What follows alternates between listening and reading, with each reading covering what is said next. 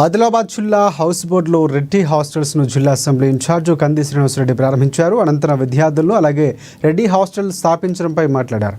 విద్యార్థులు ఉన్నత స్థాయిలో ఉండటం అంటే చదువుతోనే సాధ్యమని వివరించారు. చదువుకున్న విద్యార్థులు తమ మంచి భవిష్యత్తు కల్పిస్తారని ఈ సందర్భంగా 5 చదువుకున్న విద్యార్థులకు మీ రెజ్యూములు పంపితే వారికి జీతాలు ఇస్తానని అలాగే విద్యార్థులకు తమ వంతుగా ఉద్యోగ అవకాశం కల్పిస్తారని వెల్లడించారు. మనల్ని మార్చేయగలిగే శక్తి. ఒకప్పుడు వ్యవసాయములో అన్ని రంగాలలో ముందుండే వాళ్ళము, గ్రామాన్ని ముందుండి నడిపించే వాళ్ళం.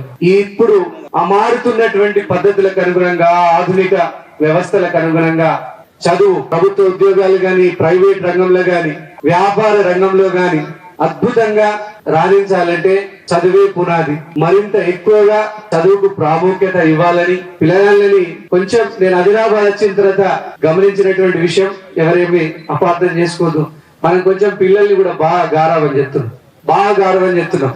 మంచిది కాదు. పిల్లలని గారాబం చెప్తే వాళ్ళకి రోజుకింత విషం ఇచ్చినట్టే. ఎందుకు? అటు చదువుకోడు. మా బాపుకి ఇస్తున్నది, నేను తిన్నా తరగది. చదువు మాత్రమే మనల్ని మార్చగలిగే శక్తి. కాక నవ్వుతున్నాడు, పిల్లలని గారవం చెప్తున్నామండి. నిజంగానే గారవం చెప్తున్నాడు. నేను అమెరికా వెళ్ళినప్పుడు మాకు ఇంత గారవం చెప్తున్నామని లేదు. మేము పొద్దుగల 7:30కు సతి కట్టుకొని పోతే రాత్రి 9:30కి ఇంటికి వచ్చిన వాళ్ళం. ఇప్పుడంతా ఇప్పుడు చూస్తున్నది. ఇంకా మేము నిజంగా చెప్పాలంటే కొంచెం ఇండియాకి వచ్చిన తర్వాతనే కొంచెం వెయిట్ గెయిన్ అయినాం, కొంచెం ఏమన్నా సుఖపడుతున్నామంటే ఇండియాకి వచ్చినాకనే. కానీ అమెరికా వెళ్ళినప్పుడు బాగా దొడ్డు కష్టం చేసేది. 7:30కే సతి కట్టుకొని పోయేది, రాత్రి 9:30కి వచ్చేది.